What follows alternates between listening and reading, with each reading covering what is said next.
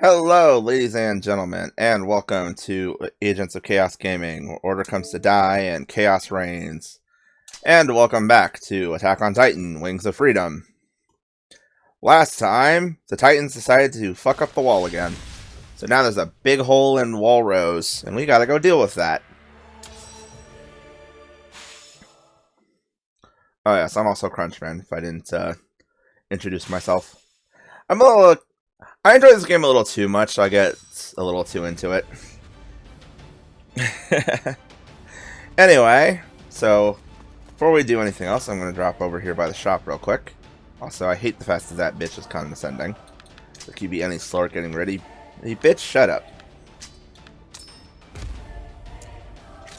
Alright, so go ahead and quit that. Oh yeah, didn't cover this, but basically what the gear does is your real speed is how fast that you move towards things.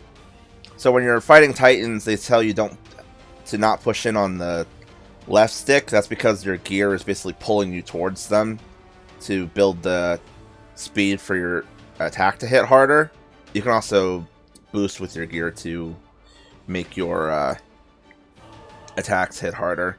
Anchor range is essentially how far away you can be before it will lock into something.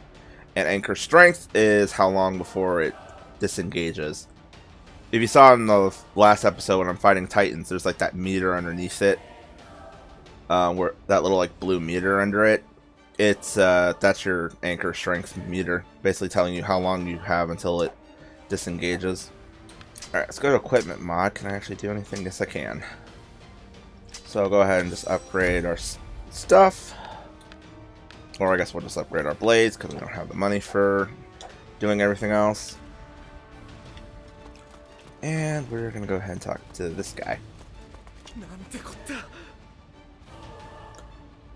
His head is having an aneurysm. Then again, he just saw Titans blow a hole in the wall, so, you know. Suppose anyone would be having an aneurysm.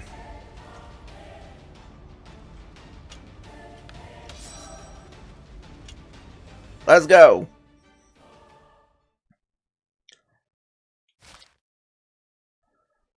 I also do find it interesting that the Garrison Regiment's icon is a frickin' pair of roses.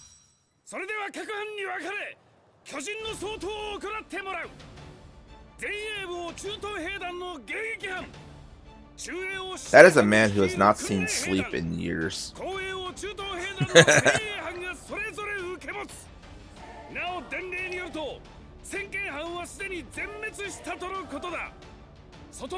Also, he was voiced by Chris Sabat in the dub, if I remember correctly.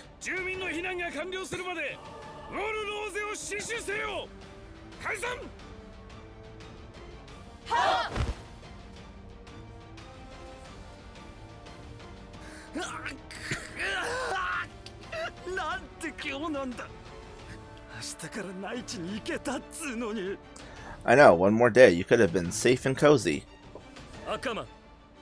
お前は公営部隊に入れ。住民の近くに一人でも多くの精鋭が必要だ。待ってください。私の腕では足手まといになります。Lie。人類滅亡の危機だぞ。何てめえの勝手な都合を押し付けてんだ。悪かった。でもエレン、頼みがある。一つだけ。Why would he do anything like that? 死なないで。死なないさ。こんなところで死んでられないんだ。俺はまだこの世界の実態を何も知らないんだか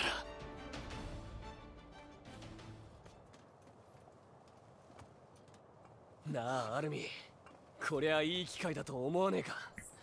調査兵団に入団する前によ、この初陣で活躍しとけば、俺たちは新兵にして。He is all too happy to go jumping into battle. 間違いない。言っとくけど、今期の調査兵団志願者はいっぱいいるんだからね。誰が巨人を多く狩れるか勝負だ。数をちょろまかすなよ。34班前進。前衛の支援につけ。Move up, you greenhorns.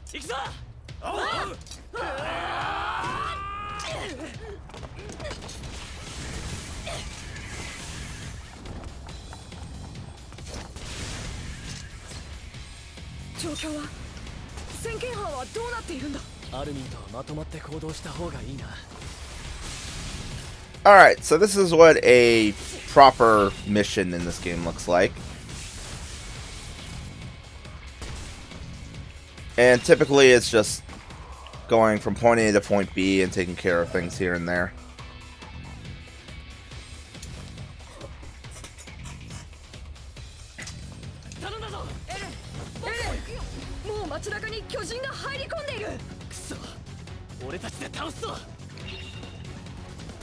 Alright, so one thing which I'm going to have to actually like curtail is that I have a very bad habit when I'm playing these missions of literally going through the entire town and sweeping out every single one of the titans before doing anything else. I don't know how entertaining that's going to be on video to do, so I may have to try and not fall into that, but I make no promises here. Because the more kills that you get, the more S ranks you get. Now that mission is actually on a time limit, so green signal flares when they go off there basically calls for help, and they are on a timer. So if you don't go over there and do them, you do end up losing out a bit on ranking and stuff. So those ones, when they pop up in the main missions, I will seek out to do. What I may end up doing is, if I choose not to do all the Titan slaughter, is I'll either do it but then cut around it, or I will just not do it for the sake of the video flow, and then I'll like do S ranked videos later on or something like that. Not 100% sure yet. I haven't quite decided how I want to do those. Anyway, as that tutorializing pop came up with, there's a dead soldier, but we can pick up some stuff from them. Which I will say, that is kind of neat how that actually ties in with series lore. So Titans actually don't have digestive systems, which means the people that they eat don't get digested. They just end up sitting in their stomachs. And yeah, that's what a superior subjugation looks like. I missed my aim on one of the attacks, so it failed.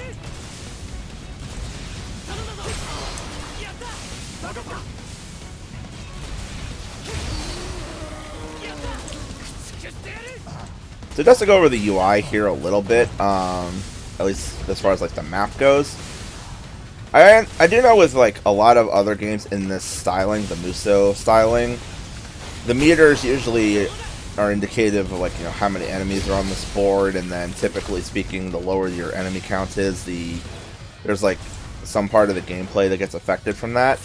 In this particular case, that doesn't really do much. The more Titans that are on the board, it doesn't really change a whole lot. So you could actually like finish a mission without killing everything, but the only thing that would be affected is your end score.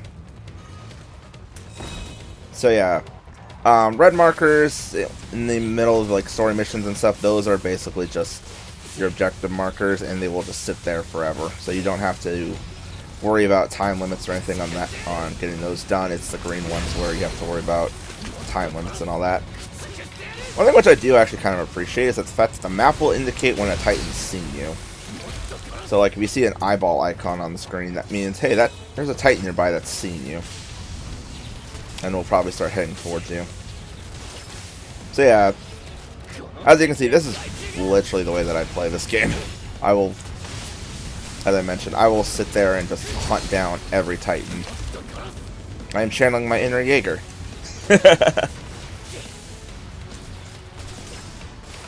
Anyway, the missions are structured in a way that you can get away with doing this, and it doesn't really care that much.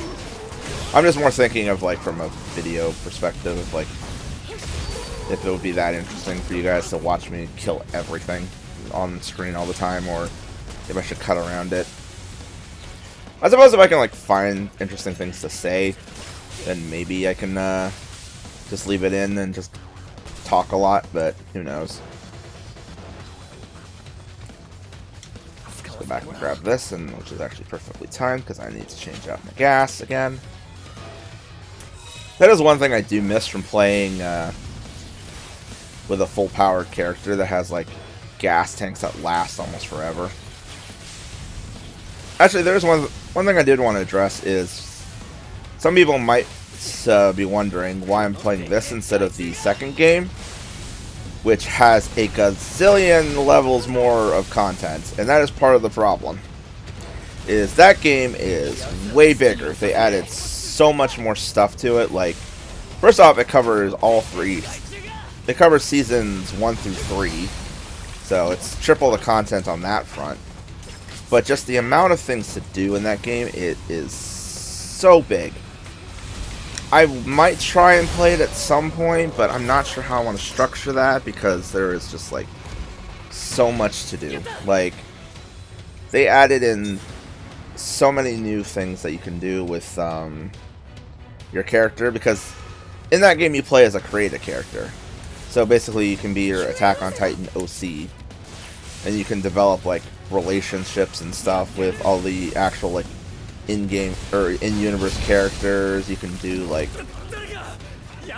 all the stuff to level up your guy, and then there's like just so many modes to look at and things. It's insane. So I figured for a first romp with the Titan franchise, just playing through this one would be easy enough because there's only like 2 modes to worry about, and one of them I don't even really need to showcase.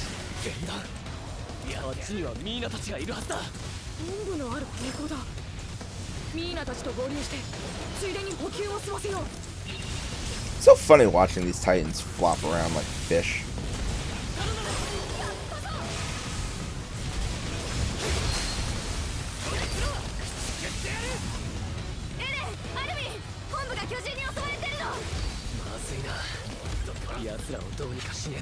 Not anymore, they aren't. So yeah, as you can see, like the meter on the side is just like there's no Titans anywhere. But then the game's gonna like spawn some more because mission structure.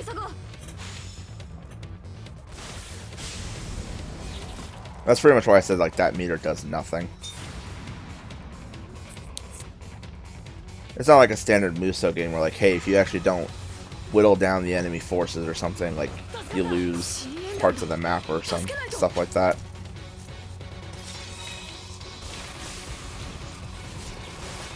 The only experience I've had with like one of those Muso proper games, like with the massive armies and stuff, is the Zelda one, and I never even like finished that one.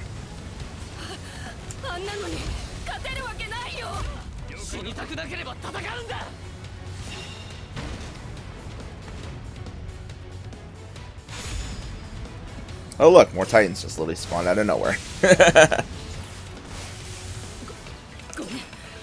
That's how you know it's a it's a video game. Like, hey, that board was clear like 5 seconds ago. Where'd these guys come from? They all walked through the hole, obviously. So yeah, as I mentioned, the small ones only have 1 target to hit. Also, it's hilarious when you get a lineup like that where you can accidentally kill 2 Titans in 1 shot. Like, I went for the small one, but my blade reach was big enough it killed the other one. That's hilarious. Final subjugation target. So yeah, typically missions will end with like 1 really big enemy showing up and you have to kill them to end things. Oh gosh! Imagine that as your final, as like the last thing you see is just a big mouth diving for you. Ugh.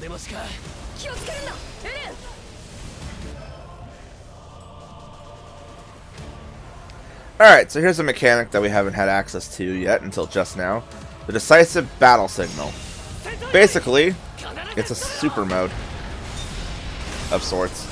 Essentially what this will do is it will increase your attack strength exponentially. It also will give you infinite gas and blade durability for a short time. Which is also handy if you happen to be like empty on either of those. It will actually give you a temporary boost, so like it'll fill it up partway through, and then you will have infinite for a few minutes.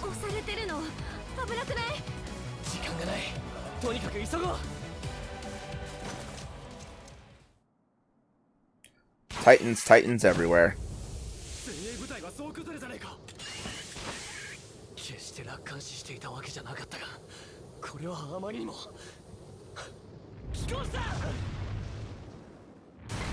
Nom. Also, I love Eren just ends up hanging down there.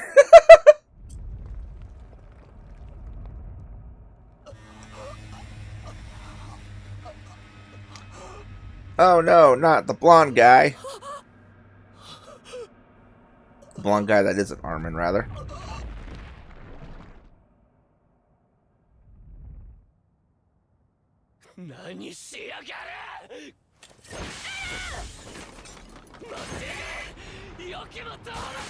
I'll say death by being swallowed would be horrible. Also, goodbye to your leg.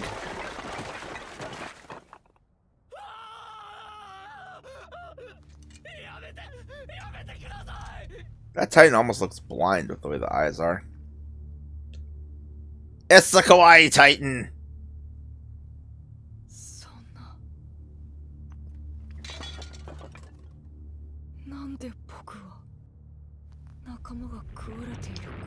Also, yes, Eren's leg is just gone. Just for some reason the game decided to not show that. Also, hi, it's Santa.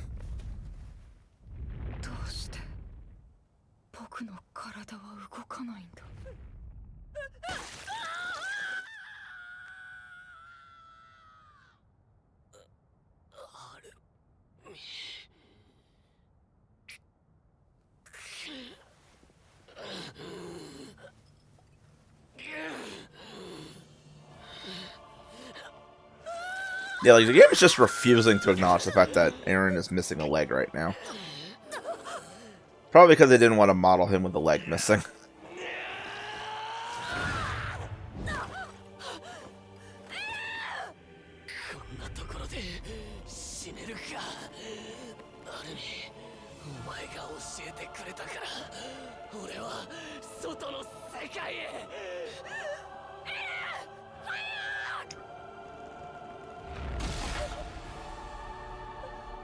Oh, hey, look, our main character's dead.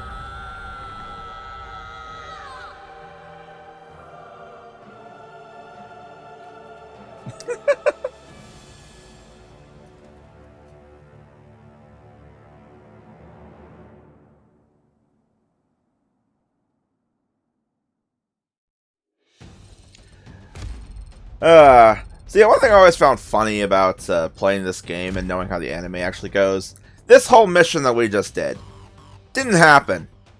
Eren had never killed any Titans in this, like, prior to getting his ass eaten. So it's just kind of hilarious that he actually can rig up a body count before getting chomped.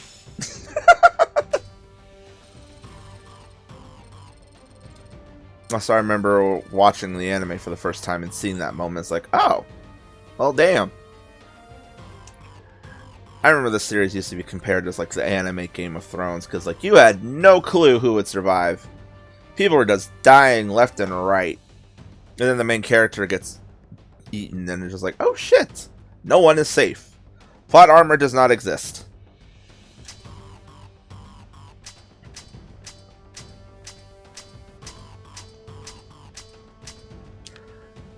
Yeah, so as you can see here, they do actually list. These are what you get from smashing the Titan limbs that have the little yellow diamonds, so that's why it's worth it to go for those as much as you can. That's also part of why it's just fun to try and like hunt down every Titan on the map, just so you can try and get more mats out of them. A rare individual who is in part descended from the Asian clan.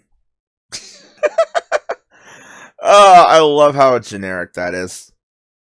She's just Asian. If she was a D&D character, that would just be a character trait on or stat sheet. Asian.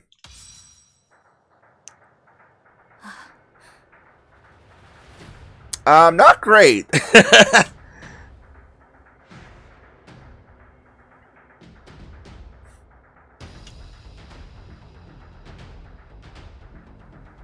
Yeah, I don't think you have to worry about that part. Your character is now Mikasa. So yes, this game will actually swap control of who you play as at various points in the storyline. I mean, that was that was probably a kind of an obvious thing when, you know, you see Eren getting his ass eaten. Well, not just his ass, it's just his whole self. But anyway, that's what I'm going to call the episode here. Next time, we will take control of Mikasa proper and see what she can do, because she is a whole other package. So, thank you guys for watching, and I will see you then.